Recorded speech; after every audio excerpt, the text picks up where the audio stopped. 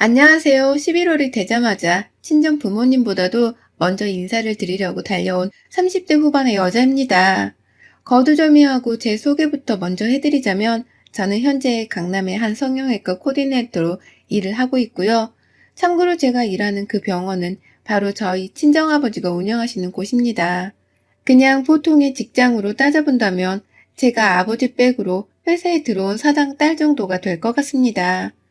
아버지는 제가 자신을 따라 의대에 갔다가 병원을 물려받길 원하셨어요. 제 아래 위로 형제자매가 있는 것도 아니고 자식이라고는 저 하나뿐이라 그런 생각을 당연스레 하셨겠죠. 하지만 제 머리가 도무지 의대를 갈 정도로 비상하지 못했고 그만한 노력도 못하다가 결국 의대 진학을 포기했어요. 재수까지 하고서 겨우 경영학과에 지원을 했다가 그것도 적성에 안 맞는다며 결국 어찌저찌 살다 보니 병원 코디네이터 자격증을 얻어서는 이 일을 하고 있네요. 아버지 덕분에 제 밥벌이 하나는 하고 사는 운 좋은 애였답니다. 워낙 속 썩인 게 많아서 부모님께는 자리를 잡고 난 후 정말로 효도를 잘하면서 살려고 했어요. 좋은 사람 만나서 결혼해 잘 사는 모습도 꼭 보여드리려고 했죠. 그런데 저는 평생을 불효만 떨며 사는 팔자인 건지 결혼을 하면서도 또 한 차례 저희 부모님의 가슴에 대못을 박는 불효를 저질렀네요. 제가 지금 결혼한 지가 어느덧 5년 차인데요. 30이 넘어서까지 연애 한 번 제대로 해보지를 못한 채 계속해서 결혼 소식 없이 살다 보니 저희 부모님께서 여기저기 맞선 자리도 알아봐주고 특히 아빠는 주변 후배들이나 친구들 자식 중에서도 상대남을 주선해주면서까지 노력을 하셨어요. 아무래도 당신 딸을 의사로 만들지는 못했지만 의사 사위는 꼭 보고야 말겠다고 생각을 하신 듯 했습니다. 아빠가 대단한 큰 성형외과를 가진 건 아니었지만 그래도 자기 병원 개업하고 조그만 하더라도 원장 소리를 들으며 사신 것에 자부심이 꽤 있으신 분이셨어요. 그러니 그렇게까지 제 결혼남의 조건을 유별나게 따지고 들려 하셨고요. 하지만 아무리 맞선을 봐도 다 별로였고 결국 제가 결혼하겠다고 데려간 사람은 다름 아닌 학원 선생이었습니다. 강남 길거리에 학원이 널리고 널렸잖아요. 거기서 중학생 애들을 가르치는 선생이었는데 저랑 여러 번 길거리에서도 마주치고 하다가 둘이서 같이 알고 지내던 대학 동기가 알고 지내라며 단순한 소개를 시켜주면서 이건 운명이구나 싶었죠. 그렇게 애고도 없이 서로 좋아하는 감정이 싹 터서는 각자의 부모님께 결혼 허락을 받겠다고 다녔고요. 저희 부모님은 뭐 난리도 아니었네요. 평소 제가 뭘 하고 살던지 말던지 관심도 없던 엄마까지 나서서는 결혼을 반대하셨을 만큼 저와 남편의 집안 차이가 꽤나 크게 났습니다. 오죽했음 저희 커플을 소개시켜줬던 친구까지 전화가 와서는 너네 엄마가 전화하셨어. 너네가 사귈 줄은 당연히 꿈에도 모르고 소개를 시켜준 건데 이성관계로 발전을 하면 어쩌자는 거야. 걔는 그냥 학교 다닐 때부터 쭉 평범했던 애인데 아니다. 걔네 부모님한테 빚도 엄청 많을걸? 라면서 반대를 하더라고요. 참, 여러 사람이 저희 커플 하나를 헤어지게 만들겠다고 고생을 했던 때였답니다. 하지만 저는 그런 말들을 하나도 듣질 않았어요. 결혼이라도 부모님께 효도하면서 하고는 싶었으나 내가 잘 사는 모습을 보이는 것이 가장 큰 효도라고 생각을 했기 때문에 반대하는 결혼을 하는 게 불효라는 생각을 하지 못한 것입니다. 단순하게 말하자면 그냥 남편이 너무 좋아서 밀어붙여 버렸던 거예요. 이런 저의 판단력이 흐려진 모습들을 저희 친정 부모님께서는 훤히 보셨을 테고요. 그러나 그 비슷한 시기에 시댁에서는 저를 뭐 두 팔 벌려 환영해 주셨답니다. 병원 코디네이터라는 직업이 마음에 안 들어 하는지 처음엔 그거 한 달에 최저임금도 못 버는 거 아니니? 라며 월급을 가지고서 무시를 하던 시누이는 밤새 제 남편으로부터 제가 그 병원 주인의 딸이라는 소식을 접한 건지 태도가 180도 달라졌고요. 시어머니도 그와 비슷하게 저를 무슨 임금 딸 마냥 대하시는데 눈에 뻔히 보이는 변화가 가소롭긴 했으나 싫지 않았습니다. 나의 배경 또한 나 자신을 나타내는 거니까 결혼을 하면서도 아빠의 덕을 볼 수만 있다면 전 괜찮았어요. 이미 오래도록 아빠 덕을 보면서 살아온 저였기에 결혼을 하면서도 시댁으로부터 오히려 평생토록 가임 방지권을 획득할 줄로만 알았죠.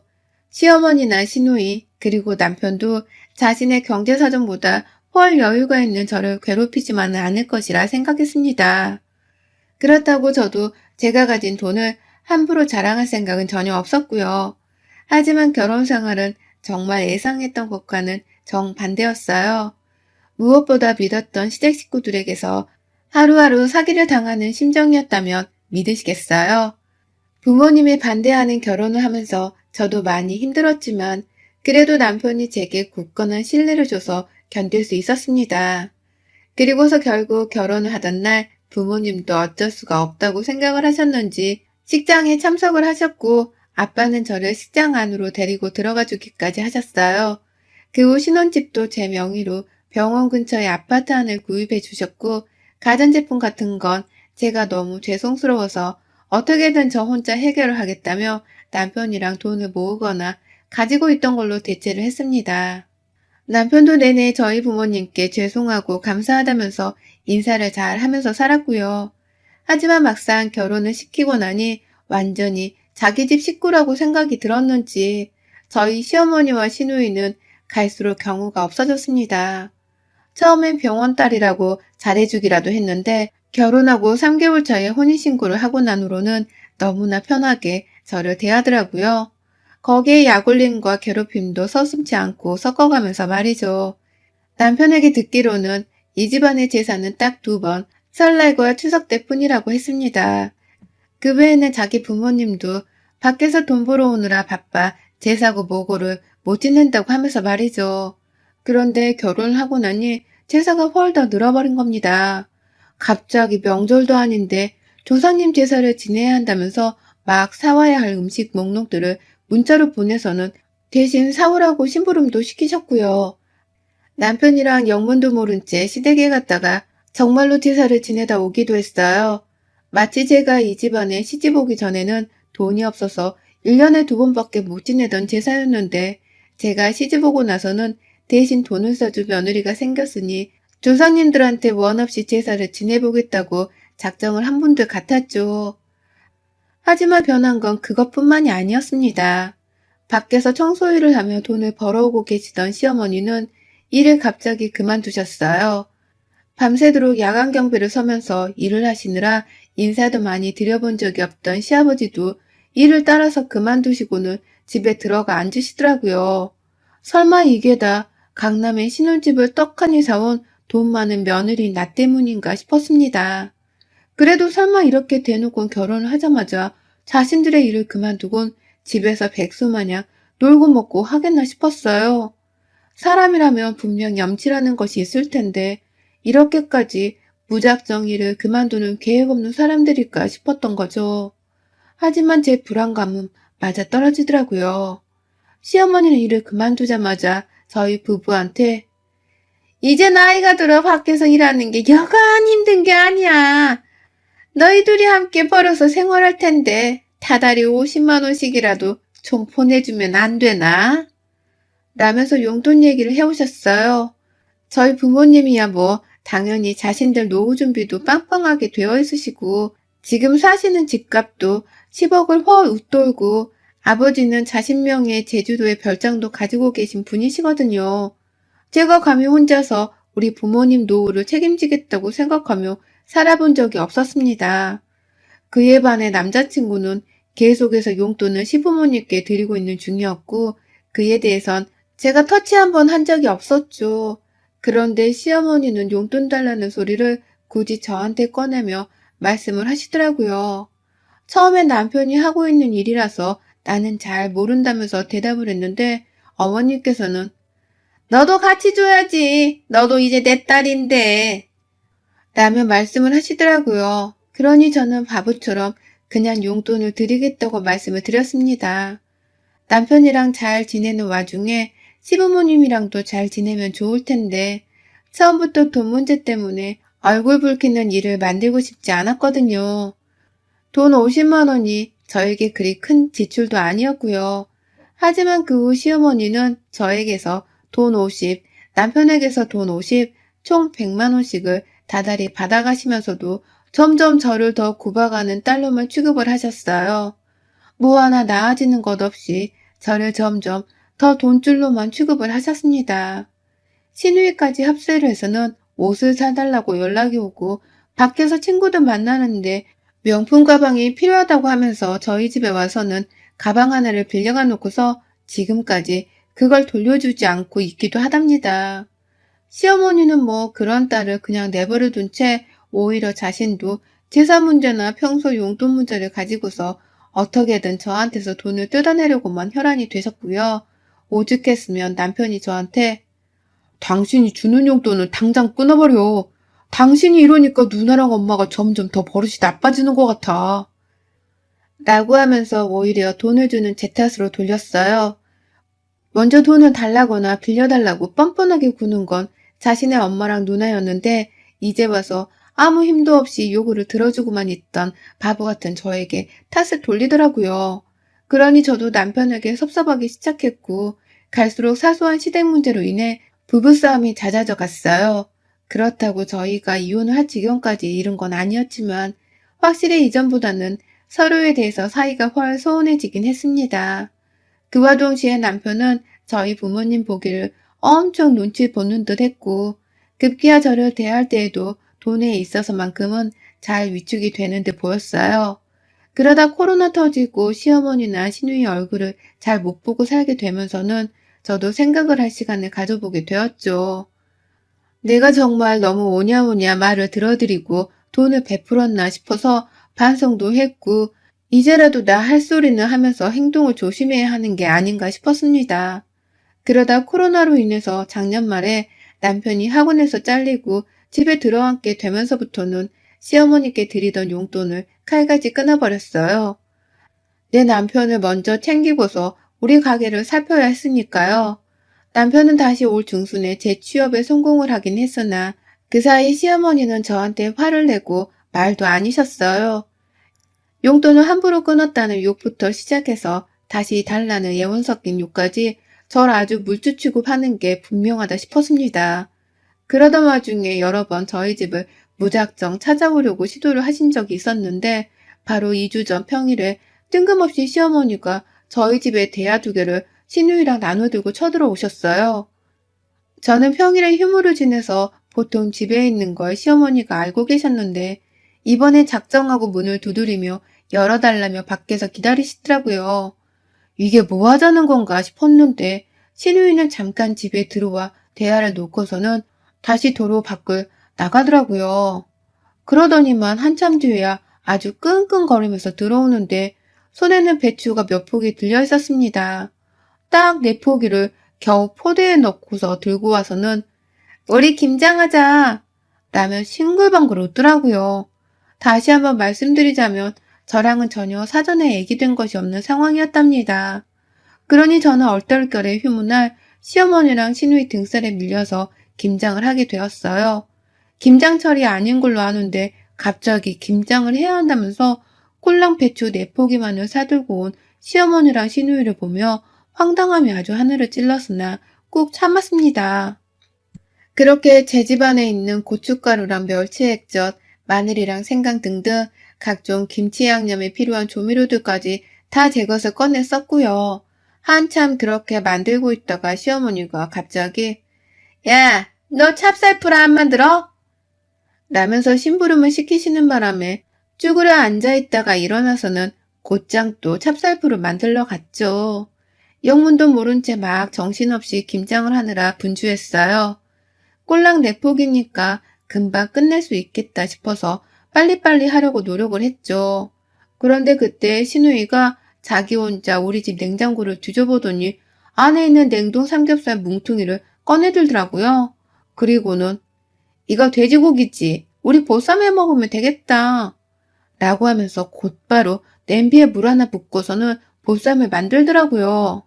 당연히 그 후 물 끓고 고기 삶아 자르는 것까지는 다 제 담당이었고요. 정말 이렇게 글로 쓰기도 정신이 없는데 직접 보는 광경은 더 아수라였습니다. 시어머니는 꼴랑 4포기를 가지고서 김장하느라 힘드네 어쩌고 하면서 나몰라라 저한테 일을 떠넘기고 저는 혼자 배추를 다듬다가 찹쌀풀을 만들었다가 갑자기 보쌈까지 해달라고 냄비를 꺼내는 신우이의 등살에 고기를 삶아 수육을 만들면서 몸이 10개라도 모자랐어요. 저것들을 빨리 내보내야겠다는 생각 하나만으로 무조건 빨리빨리 일을 밀어붙이려고만 작정을 했죠. 그러던 중 대충 된장품물에 삶은 보쌈은 금방 끝이 났고 신우이랑 시어머니가 나물나라 내버려 두고서는 뒷정리도 안 한 김치들을 정리하면서 보쌈을 차려들었습니다. 크기도 막 대충 썰어가면서 김치랑 돼지고기를 한 접시에 담아서는 그냥 드렸어요. 그리고는 저도 좀 쉬어야겠어서 옆자리에 앉았죠. 시누이랑 시어머니가 먹는다고 쉬는데 저 혼자서만 뒷일을 정리하면서 일을 할 이유가 없었으니까요. 그런데 제가 옆자리에 앉아서 한 숟가락 같이 좀 먹으려고 하니까 시어머니가 그러시는 거예요. 너 뭐하니? 저거 다 정리해야지. 김치는 자고로 만들어서 빨리빨리 통 안에 넣어 익혀야 하는 거야. 저렇게 내버려 두면 너 오늘 내로 김치 냄새 못 뺀다. 라고 말이죠. 그러면서 당장 일어나 뒷정리를 하라며 저한테 눈치를 주는데 와, 딱 느껴지더라고요. 그냥 저랑 같이 보쌈을 먹는 게 싫어서 이러는 거라고 말입니다. 일부러 나한테 일거리라도 하나 더 시켜보며 김치랑 보쌈을 먹겠다고 집에 들이닥친 건 아닌가 하고 말이죠. 저 혼자서 속을 막 끓이면서 최대한 빨리 뒷정리를 하고자 했습니다. 양념은 또 왜 이렇게 많이 만든 건지 한가득 남은 양념을 어떻게든 김장통에 꾸역꾸역 넣어가면서 마무리를 지었는데 시어머니가 그거 보더니 또 그건 나 집에 싸갈라니까 비닐봉지에 따로 담아줘라 라고 하면서 자신을 달라 하더라고요. 그러니 또 저는 그 양념을 비닐봉지에 깔끔하게 싸느라고 정신이 없었습니다. 그 사이 시누이랑 시어머니는 제 바로 옆에 지들끼리 보쌈을 다 쳐드셨네요. 어찌나 맛있다면서 짭짭거리면서 개걸스럽게 음식을 먹던지요. 지들끼리 뭐가 그렇게 좋은 건지 제가 알지 못하는 인물의 아들이 취업 실패를 했다는 뒷담화를 지들끼리 막 까면서 희희낙낙거리는데 그 와중에 저를 한 번도 쳐다보지를 않더라고요. 화가 밀려오는 건 둘째치고 양념 냄새 때문에 눈이랑 코랑 다 아파왔어요. 겨우 뒷정리를 대충 하고서는 김치 내포기도 그냥 시어머니랑 시누이한테 다 가져가라며 줄 참이었습니다. 그 마음으로 김치통에 담았는데 시어머니가 그러시대요. 아, 냉장고에 파 있는지 확인해봐. 라고 말이죠. 그래서 저 그제 사놓은 게 있긴 있는데 라며 대답을 했어요. 혹시 보쌈 드시면서 같이 먹으려고 그러는 건가 싶었거든요. 그런데 시어머니가 하시는 말씀은 제 예상을 훌쩍 뛰어넘었네요. 나 파김치도 먹고 싶으니까 양념 다시 풀어서 파김치도 담가줘. 아까 비닐봉다리 싸달라고 한 양념 있지? 그거 다시 풀어다가 담그고 다 만든 건 이 김치통에 같이 넣어. 우리가 다 가져갈 거니까. 라고 대답을 하셨어요. 그냥 시어머니께 김치를 다 줄 참이었으나 그래도 며느리인 저한테 한 포기 정도는 주겠다고 먼저 말씀을 해주실 줄 알았는데 한 번을 배려해주지 않으시더라고요. 그러더니만 본인이 직접 파김치를 담그겠다는 것도 아니고 저한테 갑자기 명령을 해서는 다 싼 양념을 도로 풀어내서는 또 김치를 담그라고 하는데 누굴 무슨 지들 식모로 아는 건가 싶더라고요. 순간 제 눈빛이 흔들리고 도끼가 서리면서 바로 움직이지 못했어요. 시어머니의 대답이 끝나자마자 너무 어이가 없어서 그 얼굴을 빤히 쳐다만 봤죠. 그러자 시어머니는 애 봐라. 넉넉한 것 좀 봐. 넌 일 좀 더 해봐야 해. 그래야 네가 며느리인 줄 알지. 촘촘하게 잘 만들어서 담아. 네 시아버지 드시 김치니까. 라고 하면서 저에게 이상한 말을 쏟아내시더라고요. 저를 며느리로 적응시키기 위해서 이 노동을 시키는 거니까 잔말 말고 시키는 대로 하라는 식으로 말씀을 하신 겁니다. 그 말에 옆에서 시누이는 그러게 왜 우리 엄마 용돈을 끊어서 이사단을 만들어? 우리 엄마 화나면 엄청 무서운데 라고 히히덕거리는데 와 이것들 진짜 내가 화난 꼴을 봐야 입을 다물겠구나 싶었어요. 그래서 제가 팔을 꺼내들다 말고 화나면 무서우세요? 저도 화나면 꽤 무서운데 라고 대답을 했어요. 그러자 시누이는 아이고 무서우세요? 뻘뻘 키겠네. 라고 하면서 또 히히덕거렸고요. 저는 곧장 신우이부터 본때를 보여줘야겠다 싶었습니다. 그리고는 웃기만 하던 신우이의 입에다가 들고 있던 파로 파 싸대기를 날려줘 버렸네요. 큼지막한 그 대파 있잖아요. 묶음으로 산 거라 고무줄에 묶여 있었는데 그 뿌리 부분을 잡고서는 줄기 부분으로 신우이의 얼굴에 싸대기를 가격하니 신우이가 보쌈을 먹다 말고 보쌈 한 조각을 뱉더라고요. 그때다 싶어서 저는 나도 화나면 무섭다고요. 남의 집에 기어와서 이것들이 보쌈을 잘 처먹고 갈 것이지. 라면서 신우이의 얼굴에다가 재차 팥싸대기를 날렸어요. 지나가는 사람이 보면 오작동이 난 기계인 줄로 알 만큼 손이 생각보다 먼저 나가서는 신우이의 얼굴에 파로 난도질을 해버렸습니다. 같이 김치라도 담궈드려요? 그래? 한번 해보지 뭐. 라고 하면서 비닐봉지 속 양념까지 뜯어다가는 파에 버무려서 신우이의 얼굴에다가 확 비벼버렸어요.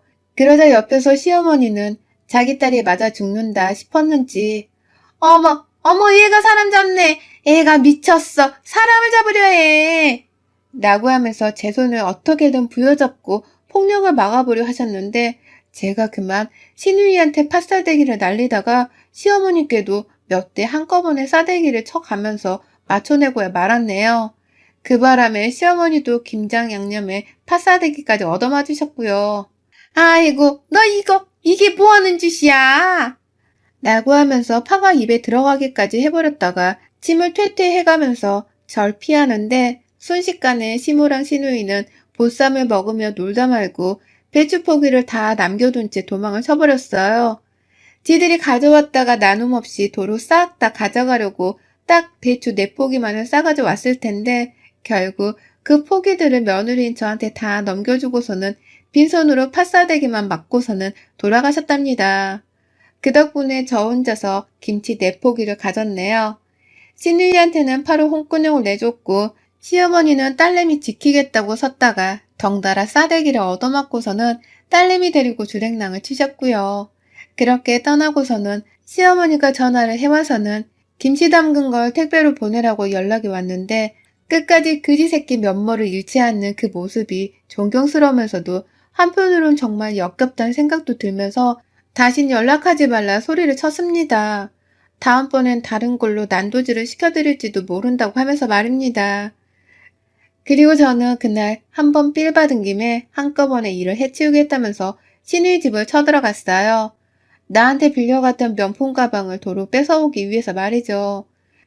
제가 집에 들이닥치자마자 또 얻어맞는 줄 알았는지 시누이는 저를 피하기만 했는지라 가방 하나를 도로 쟁취해오는 건 생각보다 쉬운 여정이었답니다. 당하기만 하면서 손해보고 산 세월이 워낙 오래인지라 앞으로도 이런 식으로 통쾌한 복수와 응징을 하면서 갚아나가야 할 세월이 또 한 트럭이네요. 볼 때마다 시비 거는 모습이 보이면 이런 식으로 난도질 비슷한 복수와 응징을 보여 되갚음을 해줄랍니다. 여러분의 생각은 댓글로 남겨주세요. 오늘도 시청해주셔서 정말 감사합니다.